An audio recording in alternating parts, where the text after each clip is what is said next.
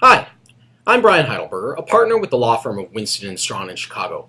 Here today with your Advertising Age mini law lesson. Today's law lesson, how brands can use Twitter's new app, Vine. But first, I recorded this video last week, so I just wanted you to know while you are sitting at your desk watching this lame video or sloshing through the snow to get to your desk, I'm laying on the beach in Mexico in 90-degree weather, either having a pina colada or taking a nap.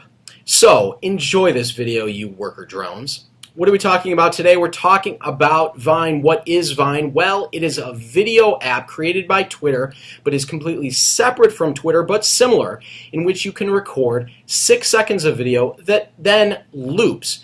You can also include 140 characters, and like on Twitter, you can like videos, you can follow them, you can comment on them. Okay, so who cares about a 6-second video? Well, that's really about all the time that I can spend watching on anything before I get extremely bored, so it's perfect for me. And what does it allow me to do? Well, it certainly allows me to show cute videos like this of my son getting a pair of shoes for our vacation, and you see that here. Are those new shoes? Dancing? Oh my God, that was so cute. Why don't we watch it one more time? Are those new shoes? Dancing? Okay. Well, what else can you do? Well, obviously, brands can use it to promote their product, like this one from Malibu Rum.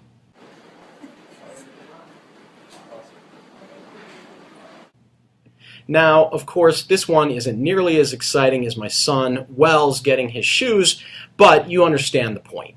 Okay, what do we have to worry about in terms of the law? Well, like any piece of advertising, we don't want to infringe third-party rights. So we want to make sure that we don't use images owned by third parties without permission. Images of people we don't have permission from. We don't want to use things that are going to infringe third-party trademarks. In terms of licensed rights, you want to realize that those licenses often have time limitations, and you're going to have to go back on Vine and pull that down when your license is over. So maybe consider not using any licensed material in your Vine videos. So we talked about that this could be seen as advertising, and in that case you want to watch out for advertising claims about your product or those of your competitors. You don't want to disparage your competitors, and you want to make sure that all information that you include about your product is truthful and has substantiation, just like any other advertisement.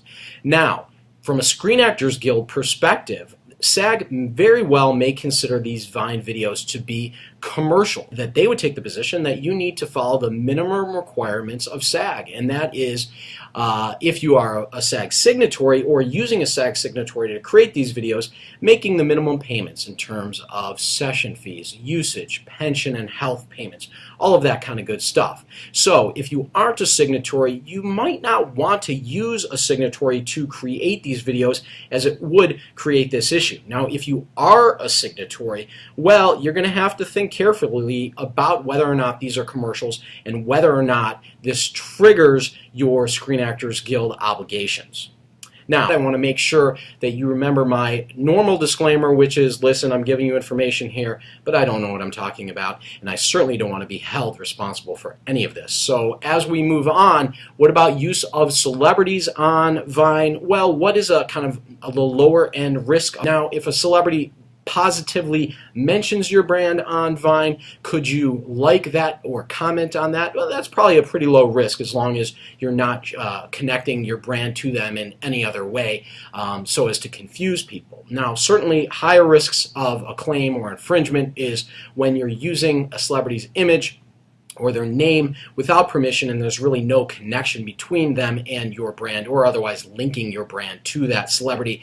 Now, definitely don't want to take things, videos, content posted to Vine off of Vine, whether it be by celebrities or any other user, and use that in your own advertising without permission. Obviously, that content is owned by those parties, and you certainly want to get permission before taking it off of Vine and using it in your advertising.